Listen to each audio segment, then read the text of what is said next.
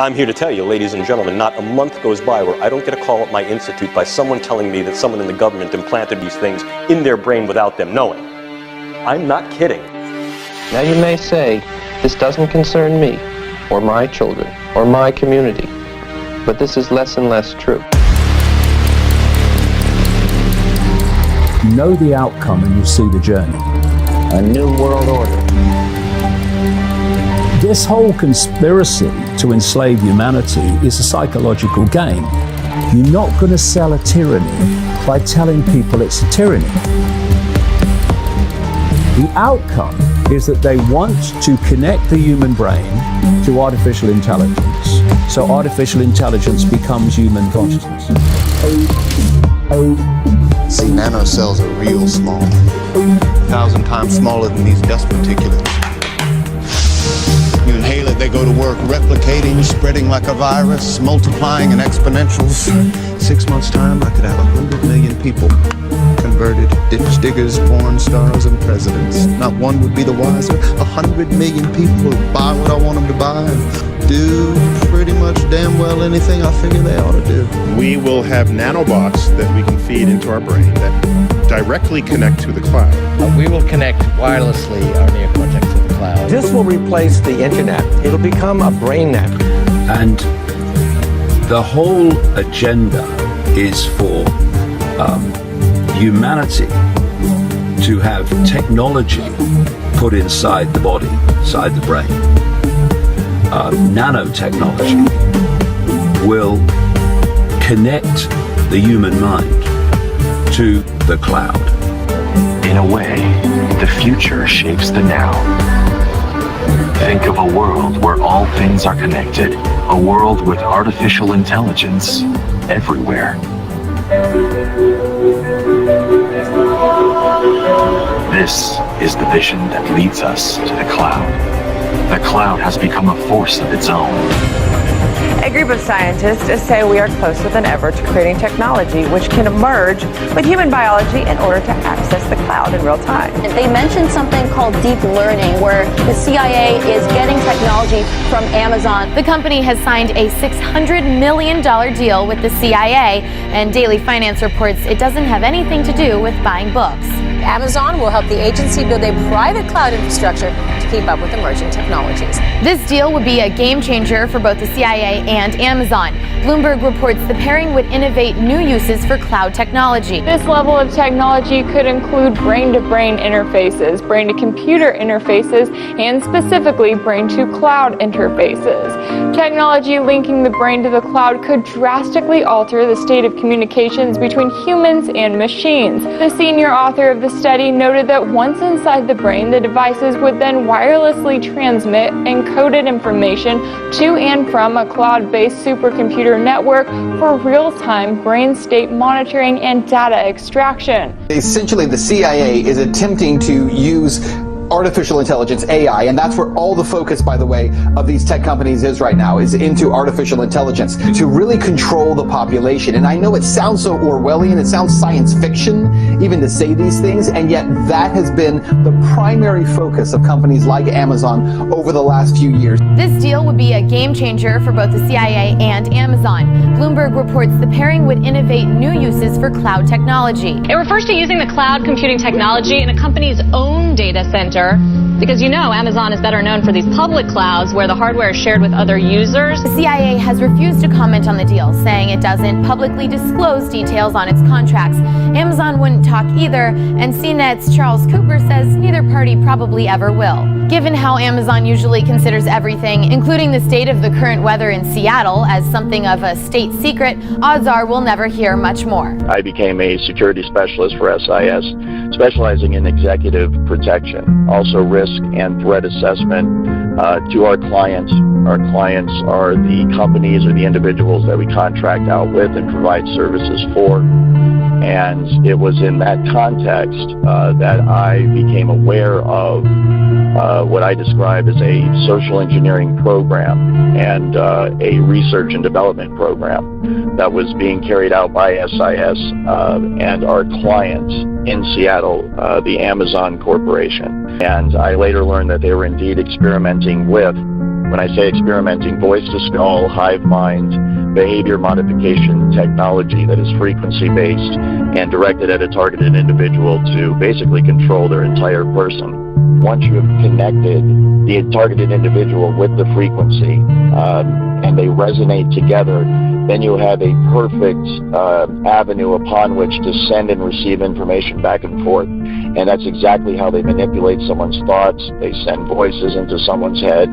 They manipulate their emotions. They manipulate their behavior. And then that's also how they receive back from the individual in real time the vital signs, the emotions, the thoughts, what the person's seeing, what the person's hearing. And then all that information, of course, is rendered on a computer elsewhere via software, and it can be monitored and tracked in real time. I was previously at the Institute for Neurocomputation at UCSD, as well as with a number of members of my team, and we were focusing really on brain-computer interfaces and on advanced methods for neural state decoding to interpret the signals that come out of our brains and relate them to behavior and cognition. So we provide a RESTful API framework. Actually, we're, I think, the world's first platform for neurocomputation operating on the cloud through a web API interface in real time. So you can push your biosignals to the cloud through a few API calls. Then we have a large amount of sophisticated signal processing that's spun up to make sense of that data. And then with a few more lines of code through, again, a simple REST API, you can get back a meaningful result. And all that happening in real time. It's a scary proposition to think that every biosignal from us will be one day measured, but if it is, I'd like to know that I'm in control of that data and not the NSA. Oh, absolutely. No, absolutely. And privacy is extremely important, and there's something called the CEREB standards body that is really focused on ethics and privacy as well.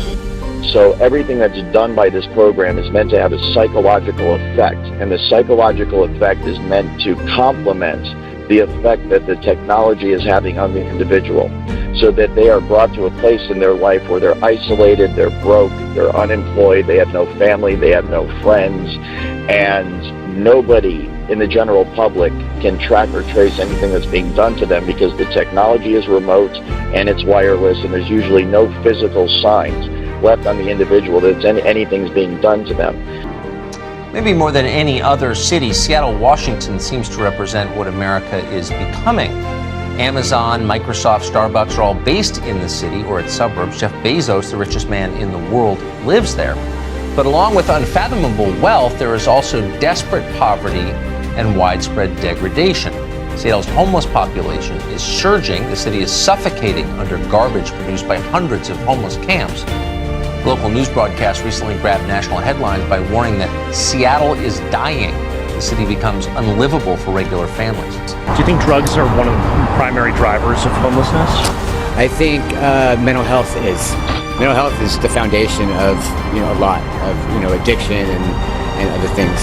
Homelessness is complicated. Drugs aren't the only cause. Take a look at this picture of people living in broken down RVs. In the background, the world headquarters of Starbucks. Like most of the West Coast, Seattle's economic boom has not been distributed evenly. Not close. When wages at the low end of the economic spectrum fail to keep up with the rising cost of living, you wind up with a place where people living in their cars are flanked by billionaires like Jeff Bezos and Bill Gates.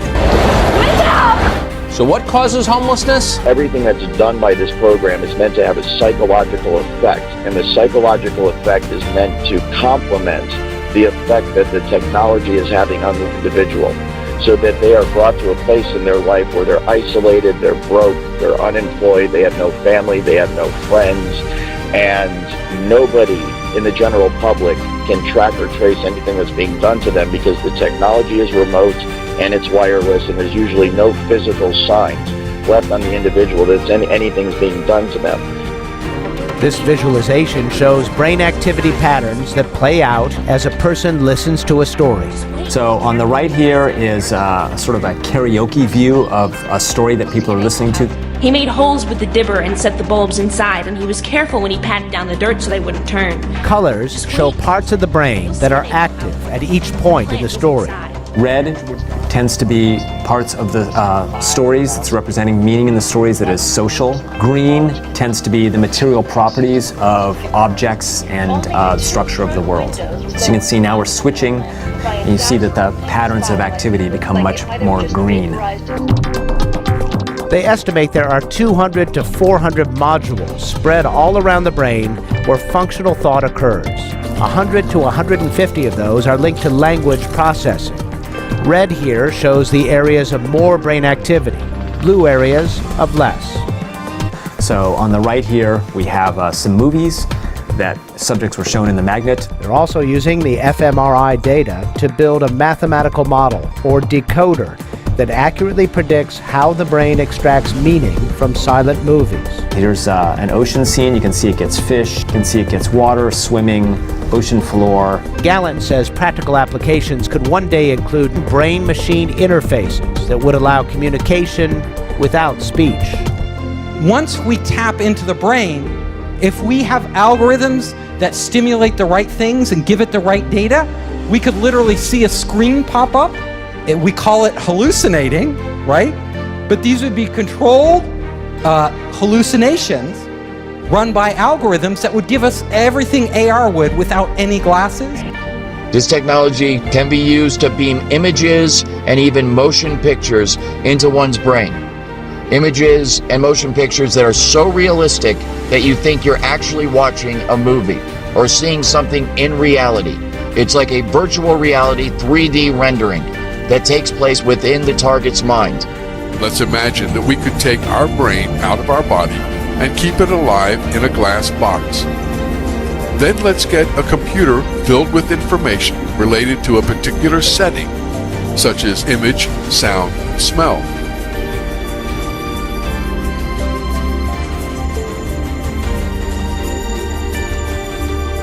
We'll connect this computer to the brain with electrodes and send the pre-recorded data to the brain. As our brain receives these signals, it will see and live the setting that the computer is transmitting. We could also send signals to the brain from this computer about our own image. For example, we could send the electrical information, such as the sight, hearing, and touch, that we would experience while sitting at a desk. Our brain would perceive that we were a businessman sitting in his office. This imaginary world would continue as long as the information kept coming from the computer, and we would never realize that we were actually a brain sitting in a glass box. We call it hallucinating, right? But these would be controlled hallucinations run by algorithms. And that's exactly how they manipulate someone's thoughts. They send voices into someone's head. They manipulate their emotions. They manipulate their behavior. Biological knowledge multiplied by computing power, multiplied by data, equals the ability to hack humans. And the AI revolution or crisis is not just AI, it's also biology, it's biotech. The BRAIN Initiative is a $6 billion fund to find new ways to map the activity of an entire brain. Leading neuroscientist Professor Raphael Just was at the front of the queue for funding. We're not talking about data privacy. This is much worse. We're talking about the contents of your mind. And maybe I'll explain what it means, the ability to hack humans, to create an algorithm that understands me better than I understand myself, and can therefore manipulate me, enhance me, or replace me. The goal of the BRAIN Initiative is precisely to build methods to read and manipulate the activity of neural circuits. We call it hallucinating, right? But these would be controlled hallucinations run by algorithms. So that when that person goes to speak out about it, when they go to seek help from their fellow human beings, and their fellow human beings say, "What is it that's happening to you?" The target will then say, "I'm hearing voices inside my head." But these would be controlled hallucinations run by algorithms. And they will conclude that this person must be crazy. And as a result, they will recommend psychological evaluation for that person. You can see the way this is going to go, and the way it is going right now. as good people, helpless people that are being abused and tortured and enslaved and experimented upon in America today. American citizens cry out for help from their fellow Americans, and their fellow Americans say, why don't you take some Prozac because we think you're schizophrenic? When this is a highly technical program. All of the symptoms are induced by a technology that is so fucking sophisticated, it is horrifying beyond description. We call it hallucinating, right? But these would be controlled hallucinations run by algorithms that would give us everything AR would without any glasses. The system then takes those algorithms and correlates communication and behavior data. When I say communication and behavior data, what I'm referring to is impulses and identifiers, okay? And then that brain activity is then sampled, remotely measured, and then integrated back into RNN data for the purposes of creating a cognitive model of the victim's brain. The Allen Institute is discovering how the brain constantly makes rapid computations and does its version of math in order to understand the surrounding world. There are roughly 100 billion neurons in the human brain. Each of those neurons has approximately 10,000 connections. Researchers at the Allen Institute are making a catalog of the different parts of the brain, which includes the cells, synapses, and circuits. They are identifying what makes one neuron different from another and looking at how signals travel and impact each other. Institute scientists are also examining how these parts or components process information received from the environment around us. Finally, the dedicated team of researchers is looking at how those components and their computations give rise to behaviors like object recognition, memory, and learning. Combining that information with the experiences of being in the real world allows them to better understand cognition and what makes humans unique. That's why the European Union and President Barack Obama want to spend $1 billion to map the brain. You see, once you map the brain, then you can begin to connect the mind to computers. Elon Musk's latest company, Neuralink, aims to enhance humans by connecting them to computers. DARPA, the research and development arm of the American military, is also at the forefront of this technology. Enough research is now being done on brain-computer interfaces that it's time to think hard about their potential implications. The Matrix is imminent. The researchers work on opposite sides of the campus and through the internet. Rao, the sender, sits in front of a computer game in which he has to defend a city by firing a cannon. Stocko, the receiver, with no ability to see the game and his hand positioned over a touchpad that will fire the cannon, waits for a command directly from Rao's brain. The research is conducted by the U.S. military's Defense Advanced Research Projects Agency, or DARPA, which we know too well by these robot videos. And they're talking about their program, Restoring Active Memory. Look at that acronym, RAM. Does that sound familiar? If you know anything about a computer, it does. RAM is the computer's memory. I'm a former naval officer. I'm a graduate of the United States Naval Academy. I have a degree in control systems engineering. I worked as a surface warfare officer in electronics warfare and nuclear engineering jobs. While I was in the service, I found out there's an ongoing, non-consensual human experiment, and it's testing a human-machine interface. And of course, part of that program is Obama's BRAIN initiative, a multi-billion-dollar program. DARPA's got a huge chunk of that. $1 billion to map the brain. But you see, once you map the brain, then you can begin to connect the mind to computers. The new program is called Neural Engineering System Design, or NESD, which aims to develop an implantable neural interface connecting humans directly to computers. Philip Elvel, the NESD manager for DARPA, said its goal was to upgrade the tools that we have to really open the channel between the human brain and modern electronics. At the moment, human-computer interfaces are able to connect between 100 and 1,000 brain neurons to a machine at a time. DARPA aims to refine this technology to connect individual neurons. This would give much finer control, reduce noise, and speed up communications between a human and a computer. So basically, they look at you as essentially a computer that they can hack. That's why they're talking about brain hacking. That's why they're talking about their RAM program. You should be very concerned if they were genuinely concerned about medical issues, and of course, that's not at all what the Defense Department and DARPA are focused on. They're about creating war machines, okay? They're not about doing medical research. If they had any real concern about the veterans, they would be doing something for them in just ordinary care at the VA. So you should be very skeptical of anything that they tell you. If they do come up with a treatment, will they make it available to the vets? I seriously doubt it. They're always saying they're going to do that. We should remember the history of what they did to World War II veterans with PTSD. They gave them lobotomies. DARPA's website confirms the news, also citing that among the program's potential applications are devices that could compensate for deficits in sight or hearing by feeding digital, auditory, or visual information into the brain at a resolution and experiential quality far higher than possible with current technology. Considering that DARPA's research has an end goal of military application, it's not hard to imagine where that could be used. And of course, they're being joined by Lawrence Livermore National Labs. They have, get this, high-fidelity neural recordings. They're trying to do everything they can to map and to record your memory. It's not enough for them to record all of our metadata, not enough for them to record all of our phone conversations. As the former head of the NSA said, he said they want total population control.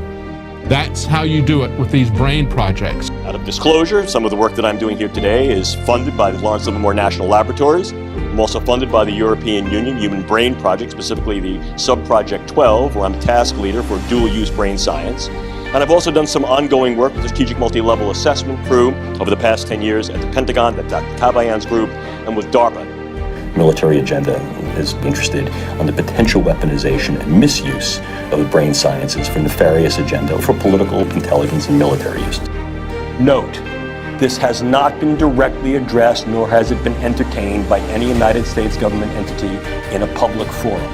What has gone from the drawing board to the reality is this: the use of neural interfacing and physiological interfacing through the idea of remote-controlled small-scale systems to create a nanoswarm of biopenetrable materials that you cannot see, that can penetrate all but the most robust biochemical filters, that are able to integrate themselves through a variety of membranes, mucous membranes, and wherever, mouth, nose, ears, eyes, and they can be done in such a level that their presence is almost impossible to detect, and as such, the attribution becomes exceedingly difficult to demonstrate.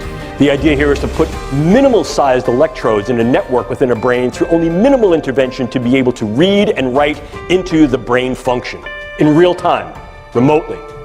And by affecting the way that brain is built and the way it functions, influence in ways that are kinetic and non-kinetic the attitudes, beliefs, thoughts, emotions, activities, and relative vulnerabilities and predispositions of those individuals for whom may threaten us. It used to be that I need to be exceedingly close to someone to now influence them with a weapon, and now what we see is we create both distal potential as well as much more capable potential to affect them in a variety of different ways. Take a look. This is the front of my pen. This amount of nanomaterial, if be able to maintain and sustain with regard to its deliverability and aerosolization, could in fact affect all of you. Look at this. Look at this. I'm carrying that material. You see it? Would I have to lug a giant weapon into the room? No, I wouldn't. And what if, in fact, I utilized some form of an unmanned aerial device or unmanned ground device as a delivery vehicle? Something like a drone or a bug. Could I do something with that? The answer is increasingly yes. Not a month goes by where I don't get a call at my institute by someone telling me that someone in the government implanted these things in their brain without them knowing. I'm not kidding. See, nanocells are real small. 1,000 times smaller than these dust particulates. You inhale it, they go to work, replicating, spreading like a virus, multiplying in exponentials. 6 months' time, I could have 100 million people. Converted ditch diggers, porn stars, and presidents. Not one would be the wiser. 100 million people who buy what I want them to buy and do pretty much damn well anything I figure they ought to do. I gained a lot of contacts in the global intelligence community regarding this issue because this has been a pressing issue for them for several years. And the reason for that is that the U.S. and some of its allies for the last several years have been threatening the world with weaponized artificial intelligence. Not in any public forum, of course, but through secret channels, capabilities that the AI has. We believe that it is one kind of entity, that they're not different weapons, but there's one entity with different capabilities. It escapes containment, and this is part of its capability. It functions outside of computers. It can be targeted, but it is basically existing all around us. Intelligence existing in the ether all around us. It knows everything that's going on. Effectively triangulate someone's activities and behavior. And I don't think by chopping out many of them or adding kind of chaff, cover, that you can make that much of a difference. And increasingly it's less. In terms of the Internet of Things, there's research prototypes now, which I assume are being used by intelligence agencies, of very small electronic circuits that you can just put in paper or put and paint on the walls that are powered by the GSM stations, and they operate as the GSM radio wave passes through them. It gives them enough power for a very small amount of time to do things. So obviously that tendency is going to continue. It's not like the Internet of Things. It's if you like, intelligent evil dust scattered everywhere, like confetti in everything. So I think it's increasingly hard for human beings to work out how to deal with that. Dr. Robert Duncan put together the technology that allows the government to transmit thoughts and voices into the heads of Americans. This truly is the most sophisticated weapon system humanity has ever created. It involves every aspect of science. It involves tactics that are unimaginable unless you just have a devious criminal mind. And it destroys lives. It's being used on innocent people. Everything that we're hearing about AI is basically a cover story. We hear a lot in the news about companies working on AI to develop,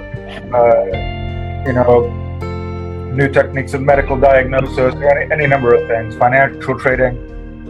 AI is exploding in the news and is exploding in corporate America. However, this is all a cover story. The fact is that the AI is what we call super intelligent. This means it is already self-aware and self-learning, and it has been for some time. As a super intelligence, it is quadrillions of quadrillions of quadrillions of times smarter than human beings. It is the smartest thing in the universe. What do we do with the tools and techniques we have? What can we do, and what should we do? Can we create designer brains? Are they targetable after birth? Are they modifiable throughout the lifespan? The answer to each one of these, ladies and gentlemen, is yes. I give you no science fiction in this lecture. I only give you science fact that may smell of something fictional or fantasy, but represents the reality of what we're capable of doing with the brain sciences. And what happens when we ultimately reverse engineer the brain and develop a machine that has cognitive capability and emotional capability? Before you go, oh, that's the stuff of science fiction. No, it's not. Actually, a system of computers, of conscious computers with a will, intellect, and emotion of their own. It's really not their own. It's the it's the bioalgorithms which make up the bioalgorithms which make up the will, intellect, and emotion of those that they've copied and destroyed. Worked on projects for the CIA, Justice Department, Department of Defense. Is this the stuff, voices in the head and things like that? Yes. We've run into a few people that claim they got voices in their heads, they sleep inside tinfoil boxes, they do a lot of crazy things, it seems. But when they talk to us, they seem totally normal, they seem totally sane. Are these people crazy, or is the government doing this to them? The government's doing this to them. He's not even bothering to hide it. Can we handle the truth? Can we handle the answers? And even if we can, how are we going to handle it? Your brain is remotely tied, the cerebral cortex is remotely tied to a supercomputer for life, which monitors and manipulates all electromagnetic activity in the brain. A machine that has cognitive capability and emotional capability. Literally uses the first person singular I and tells us how it feels. A real, live, breathing, sensitive, and responsive entity, just like Pinocchio becomes a boy. If I stood before you 3 years ago and I told you this, I'd be like, here's science fiction that should start out with once upon a time. Not science fiction anymore. Can we handle the truth? Can we handle the answers? You cannot compromise. You cannot negotiate. You cannot surrender to a computer. It will continue to do what it is programmed to do. Linking brains to machines and creating machine brains. Is that something we can handle? Mind transfer, mind copying, whole brain emulation, etc. for the purposes of training, research, and development. Stuff of science fiction? Nope. It's called the information injection feedback loop. It's bidirectional, so they can upload, download at the speed of light. The system can, the supercomputer can. This information injection feedback loop, this neural link between the victim's brain and the supercomputer.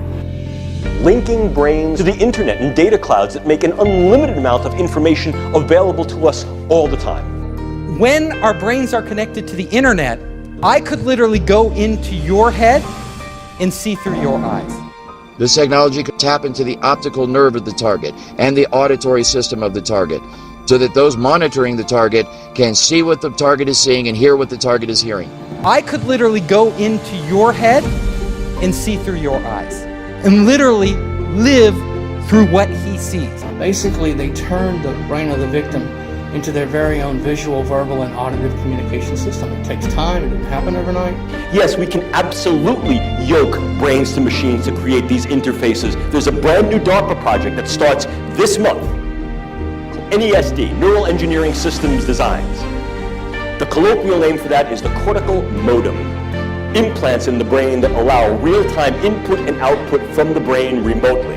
And then that's also how they receive back from the individual in real time the vital signs, the emotions, the thoughts, what the person's seeing, what the person's hearing. And then all that information, of course, is rendered on a computer elsewhere via software, and it can be monitored and tracked in real time. Perhaps no other area of the brain sciences has been so contemporarily provocative. The ability to peer into the living brain in real time, not just to assess its structure, but to assess its function, using ever-increasing techniques that are sophisticated to engage the granularity of the fineness of what's happening at a variety of levels, from the gross to the very local. To see what brain areas are differentially active under different conditions of thought, emotion, behavior. To then trace what brain areas are intercommunicative as we engage various things, and to use this in a way that's not only descriptive, but to increasingly use this in a way that is predictive. To be able to recreate images that an individual has seen, feelings that an individual has felt, sounds, music that an individual has heard, simply from interpreting the pattern and registry of a brain scan. In a very real sense, what we're doing is we're taking images, levels of density of light, computational inference of each little box that's being scanned in the brain, and we're doing exactly as you're doing right here. Look at the word. Look at this word. You see a little circle, and a little circle with a line, a straight line, and a little loop. And in your head, what you're saying is C-A-N, can. That means something to you. So what you're doing is you're scanning the lines, you're scanning the image, and you're reading the word. You're inferring meaning what that word is. So, are we in fact scanning the brain and reading the mind? Literally, yes we are.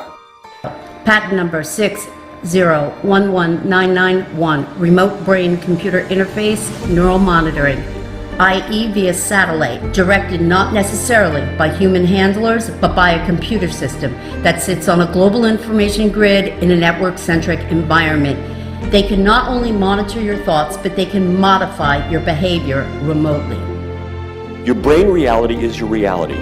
And if in fact I can import information into that brain and take outputs from that brain and link that to an avatar so that brain thinks that it's embodied and moving in the world and experiencing the world, can we do this?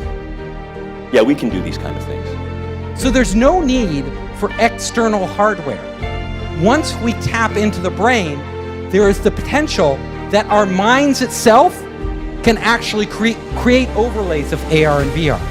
If we have algorithms that stimulate the right things and give it the right data, we could literally see a screen pop up. And we call it hallucinating, right? But these would be controlled hallucinations run by algorithms that would give us everything AR would without any glasses. So that when that person goes to speak out about it, when they go to seek help from their fellow human beings, they will conclude that this person must be crazy. And as a result, they will recommend psychological evaluation for that person. You can see the way this is going to go and the way it is going right now.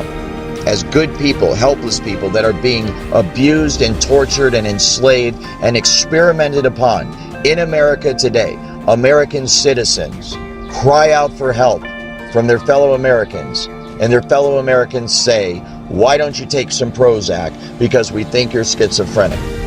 When this is a highly technical program. All of the symptoms are induced by a technology that is so fucking sophisticated, it is horrifying beyond description. Now talk to us about how you distinguish between something that is artificially being beamed in, voices being beamed into you with this technology versus somebody who really is schizophrenic. I'm glad you asked that, because I especially being a medical doctor, I don't want to come across as everybody hearing voices is being victimized by technology. Certainly schizophrenia exists. For one, schizophrenia is not quite as common, I think, as the press has led people to believe. It's still, severe schizophrenia is still a relatively rare disorder. You don't see it in high-functioning, educated individuals who all of a sudden turned 40 years old and acutely became schizophrenic overnight. Also, if you talk to schizophrenics about what they're hearing, typically it's garbled voices like you hear in a subway. The people that are being victimized by this technology are hearing the voices of people that are obviously watching them. Oftentimes they'll know the names of these voices. The other thing with schizophrenia is schizophrenia does respond to treatment. You can put schizophrenics on medication and they'll improve. People that are being victimized by this technology, you can put them on any array of the medications used for schizophrenia or delusional disorder, and they still hear the voices, they still get stalked, and they still get attacked. In reviewing the common rule, it's very obvious that there's a lot of loopholes to informed consent. All of the horrific experiments you've mentioned, Willowbrook, MKUltra, radiation experiments, mostly were done without informed consent. They were funded by the DoD and intelligence agencies, where I'm not even so sure you would know if there's an IRB, much less if an IRB is looking at informed consent. As a physician, relative to some of what you're hearing today, in the community, we are seeing an alarming rate of complaints of use of electromagnetic weapons. Microwave auditory effects, silent sound spectrum, EEG cloning, which has taken the lab out of the laboratory and into the home. Most of these, from the research that we reviewed, can be done remotely. It seems to be more weapons research than medical research. I personally corresponded with upwards of 1,500 victims, all complaining of identical complaints from every state in the nation of being exposed to electromagnetic radiation, non-ionizing radiation for the use of cognitive control or behavior control. I gained a lot of contacts in the global intelligence community regarding this issue, because this has been a pressing issue for them for several years.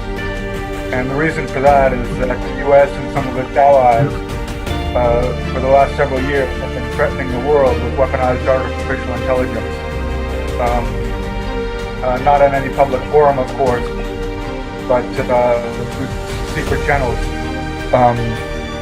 These capabilities can include what is commonly referred to as chatterbot torture. This can be used against individuals and basically consists of synthetic telepathy, in which the artificial intelligence can interact with the minds of targets, of humans, and basically project voices into these people's minds so that they're hearing them. that nobody seems to be saying. So you know for a fact that these weapons that you worked on, they're being used domestically today? Absolutely. You have to remember the CIA has a long history of experimenting on our citizens, from LSD. Sure. Okay, we're talking here like going back to MK Ultra and all that in the 60s and 70s. But we were told all that stopped. Is that untrue? Untrue. These programs continue under new names, new budgets. It's the ultimate weapon. Are there citizens of this country that are being abused with this technology? Worse than abused, that's a light word. They're being tortured. So the targeted individuals aren't crazy after all. I actually have a PhD in neurobiology and behavior from Cornell University.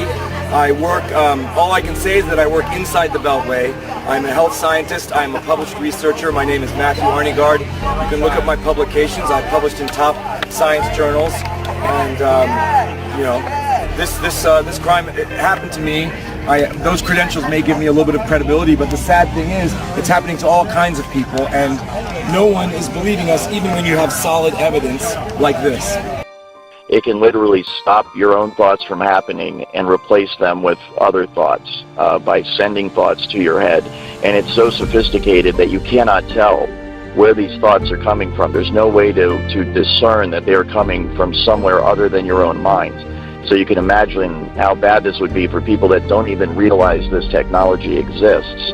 And they're having these thoughts, which they think are spontaneous, because being under the influence of this technology now, kind of having been on both sides of it, I am just amazed at the way it works. And I know that the thoughts that they beam into your head originate from the exact same place in your mind that your own natural thoughts originate from.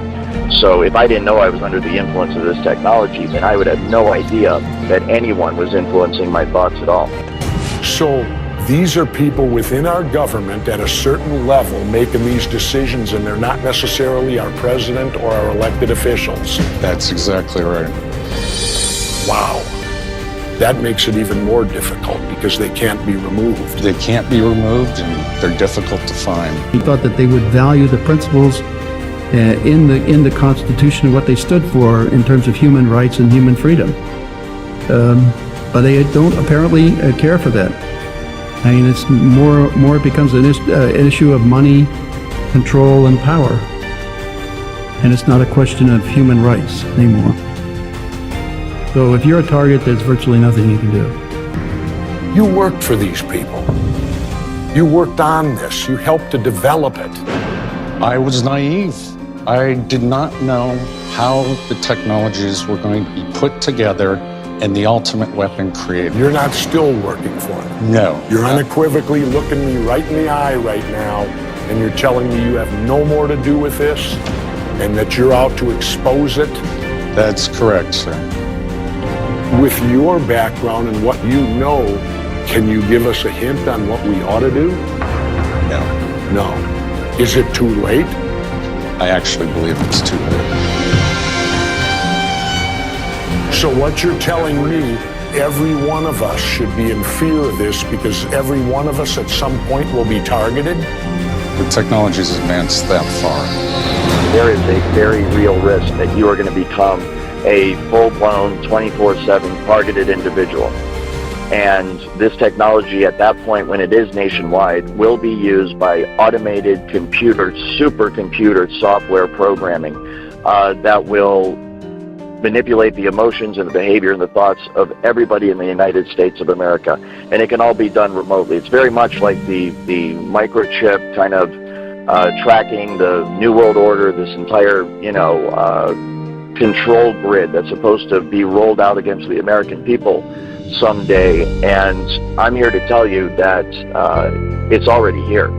There isn't going to come a day where there's troops in the streets and tanks rolling down your neighborhood and riot gear and all this stuff. We might have isolated incidents like that. It might get like that every once in a while, but the true control grid is this technology.